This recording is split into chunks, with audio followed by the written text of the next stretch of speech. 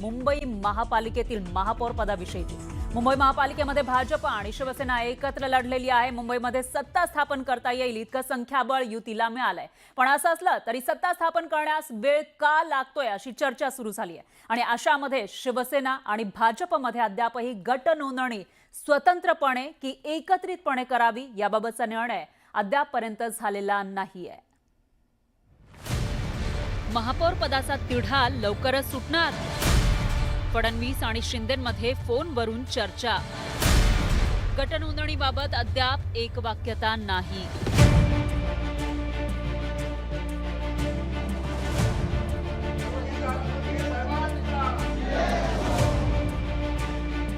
बस सज्ज होती।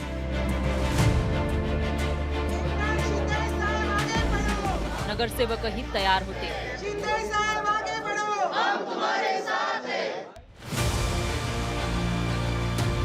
पण अचानक कुठं माशी शिंकली काही समजलं नाही। पण या सगळ्या तयारीवर पाणी फिरलं। आता हा काय प्रकार आहे असा प्रश्न तुम्हाला पडला असेल, तर त्याचं झालं असं की नवी मुंबईतल्या कोकण भवनात गटनोंदणीसाठी शिंदेच्या शिवसेनेच्या नगरसेवकांनी तयारी केली होती। त्यांच्यासाठी बस सज्ज ठेवण्यात आली होती। नरिमन पॉइंटमधील बाळासाहेब भवनात शिवसेनेचे नगरसेवक गोळा झाले होते। स्वतंत्र गटनोंदणीसाठी कोणत्याही क्षणी नगरसेवक नवी मुंबईला रवाना होणार असं चित्र असतानाच अचानक नगरसेवकांचा कोकण भवनला जाण्याचा प्लॅन रद्द झाला। जे कोकण भवनला जायचे ते आम्ही उद्या किंवा परवा जाऊ या संदर्भात शिंदे साहेब आज मुंबईच्या बाहेर आहेत। ते संध्याकाळी मुंबईमध्ये येतील आणि मग पुढचा निर्णय घेतला जाईल। भाजप सोबत तुम्ही सर्व एकत्र जाणार? अगदी आम्ही महायुती म्हणून इलेक्शन लढलेलो आहेत। महायुती म्हणूनच आम्ही महापौर बसवणार आहोत। त्याच्यामुळे नोंदणी देखील महायुती म्हणूनच एकत्र करू। गटनेत्यांचा जी नोंदणी आहे तिला 30 दिवस आहेत। म्हणजे 16 तारखेला निकाल लागले, त्याच्यापासून 30 दिवस आहेत आणि आम्ही ह्या 30 दिवसात कधीही करू, म्हणजे लवकरच करू, एवढा वेळ काही जाणार नाही, पण गटनेत्या नोंदणीला 30 दिवस आहे। मुंबई महापालिकेच्या निकालाला 10 दिवस उलटून गेल्यानंतर मुंबईतील महापौर पदाचा तिढा अद्यापही सुटलेला नाही। भाजप हा सर्वाधिक 89 जागा मिळवत पहिल्या क्रमांकाचा पक्ष ठरला असला तरी एकट्याच्या बळावर भाजप सत्ता स्थापन करू शकत नाही। भाजप आणि शिंदेच्या शिवसेनेचे 29 नगरसेवक मिळून बहुमताचा आकडा सहज गाठता येऊ शकतो। मात्र अजूनही याबाबत दोन्ही बाजूंकडून हालचाल झालेली नाही। निवडणुकीचा निकाल लागल्यानंतर खबरदारीचा उपाय म्हणून शिंदेच्या शिवसेनेनं आपल्या नगरसेवकांना हॉटेलमध्ये ठेवलं होतं। मात्र हा दबाव तंत्राचा भाग असल्याची चर्चा राजकीय वर्तुळात सुरू झाल्यानंतर शिवसेनेच्या नगरसेवकांनी हॉटेलमधून चेकआउट केलं। महापालिकेतील सत्ता समीकरणासाठी अमित साटम आणि राहुल शेवाळे यांच्यात नवी दिल्लीत झालेली चर्चा वगळता दोन्ही पक्षाच्या वरिष्ठ नेत्यांमध्ये चर्चा झालेली नाही। मुख्यमंत्री दाओस दौऱ्यावरून आल्यानंतर मुंबईत परतल्यानंतरही मुख्यमंत्री फडणवीस आणि उपमुख्यमंत्री एकनाथ शिंदे यांच्यात सोमवारपर्यंत तरी चर्चा झालेली नाही। सातारा जिल्ह्यात जिल्हा परिषदेच्या प्रचारासाठी गेलेले एकनाथ शिंदे दरे गावात गेले। महायुतीतल्या या धुसफुशीवरून विरोधकांनी निशाणा साधला।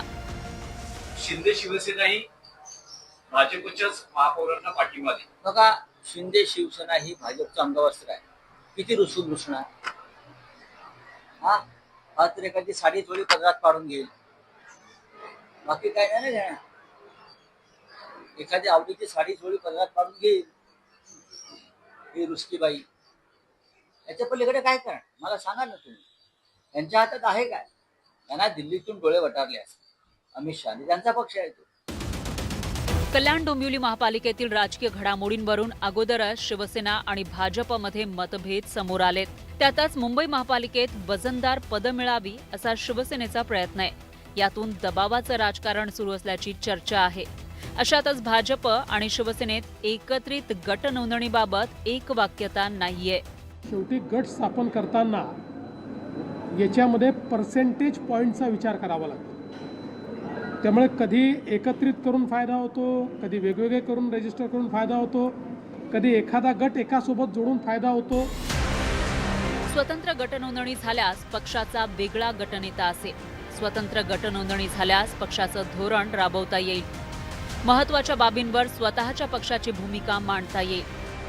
अशातच भाजप आणि शिवसेनेची संयुक्त गटनोंदणी झाल्यास गुणोत्तर प्रमाणामध्ये बदल होऊन सत्ताधारी गटाचा समितीमध्ये एक सदस्य वाढू शकतो.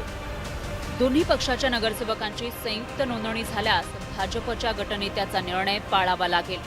सर्व समित्यांमध्ये भाजप जी भूमिका घेईल त्याच भूमिकेला समर्थन द्यावं लागेल आणि त्यामुळे संयुक्त गट नोंदणी होत नसल्याची चर्चा आहे. दरम्यान खुद्द देवेंद्र फडणवीसांनी या सगळ्या प्रकरणावर स्पष्टीकरण दिलंय.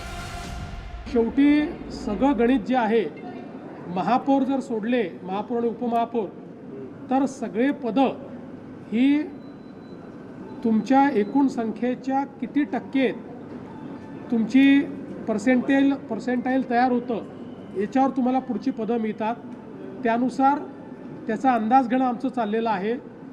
त्या आधारावर आम्ही हा निर्णय करू की दोन्ही गट एकत्रित रजिस्टर करून फायदा आहे की वेगवेगळे करून फायदा आहे, किंवा एखादा छोटा गट त्यांच्यासोबत किंवा आमच्यासोबत जोडून फायदा आहे. अशा पद्धतीनं त्याचा निर्णय करूनच मग या संदर्भातलं रजिस्ट्रेशन होईल. फडणवीसांनी भलेही स्पष्टीकरण दिलं असलं तरी भाजप शिवसेनेच्या नगरसेवकांची एकत्र गट नोंदणी होणार की स्वतंत्रपणे नोंदणी केली जाणार हे अद्यापही गुलदस्त्यातच आहे. त्यामुळे मुंबई पालिकेत सत्ता वाटपावरून भाजप शिवसेनेमध्ये अद्यापही रस्सीखेच सुरू असल्याचं लपून राहिलं नाही. नरेश बोबाटेसह ब्युरो रिपोर्ट, न्यूज 18 मराठी.